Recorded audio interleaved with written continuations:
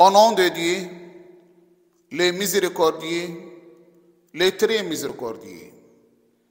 Chers frères et sœurs, en effet, la femme en islam est une personne à part entière qui jouit d'une indépendance financière.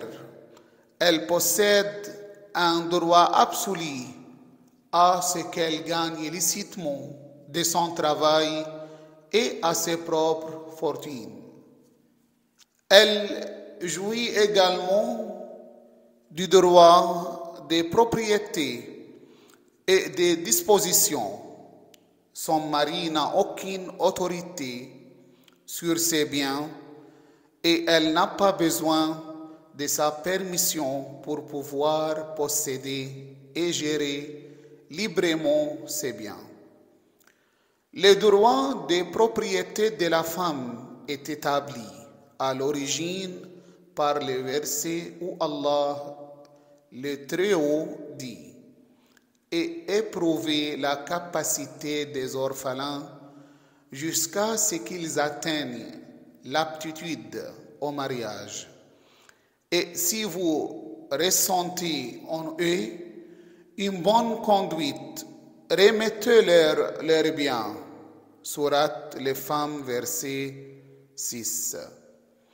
Ces versets, chers frères et sœurs, montrent que si la femme orpheline est devenue pubère, elle a alors le droit de disposition sur ses biens une fois jugée apte à les bien gérer.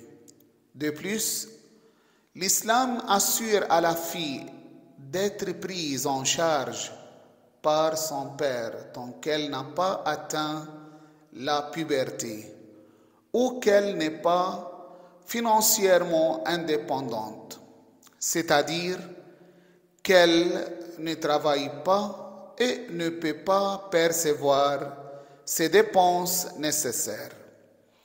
Après le mariage, le mari doit financer toutes les dépenses nécessaires de sa femme.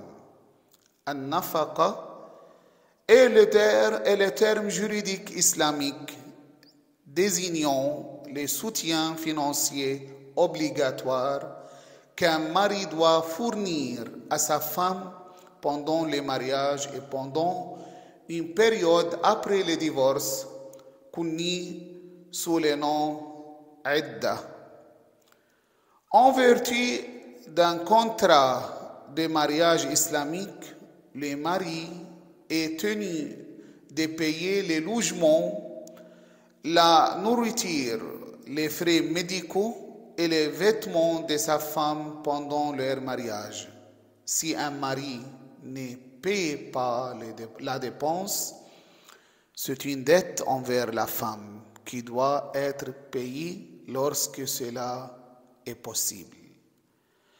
Un mari musulman doit fournir à sa femme un logement sûr qu'il peut se permettre de la dissimuler au regard des gens et la protéger de la chaleur et du froid afin qu'elle puisse vaquer à ses occupations, se détendre et garder ses affaires en ordre. Dans l'islam, une épouse a en effet le droit de vivre séparée de sa belle famille. Dans l'islam, les femmes partagent les mêmes droits que les hommes en ce qui concerne leurs revenus. Le Coran déclare « Et ne convoitez pas c'est par quoi Allah a fait que certains d'entre vous surpassent les autres. Les hommes auront les bénéfices de ce qu'ils gagnent et les femmes auront les bénéfices de ce qu'elles gagnent. Sourate 4, les femmes, verset 32. Indépendamment de sa richesse, elle n'est pas obligée de la dépenser pour son, son ménage ou sa famille, mais Si une femme contribue financièrement par affection ou veut soulager son mari de tout fardeau et dissimuler ses défauts, Allah le Très-Haut la bénira pour cela. En matière de droits financiers, l'islam a donné aux femmes musulmanes le droit de gagner de l'argent et de posséder des biens sans l'ingérence des hommes, y compris de leur mari. Par ailleurs, l'islam n'empêche ni ne décourage les femmes d'avoir un emploi. La réalité est que de nombreuses épouses musulmanes travaillent et peuvent avoir plusieurs sources de revenus. Les épouses ne sont pas obligées de divulguer combien elles gagnent et peuvent les dépenser comme bon leur semble. Chers frères et sœurs, après avoir parlé de la dépense obligatoire comme un droit pour la femme, je voudrais évoquer la question de la dot dans l'islam en tant que droit financier pour les femmes. Allah, le Tout-Puissant, a dit « Et donnez aux épouses leur dot de bonne grâce, si de bon gré, elles vous en abandonnent quelque chose, disposez-en alors à votre aise et de bon cœur. » Sourate 4, les femmes, verset 4.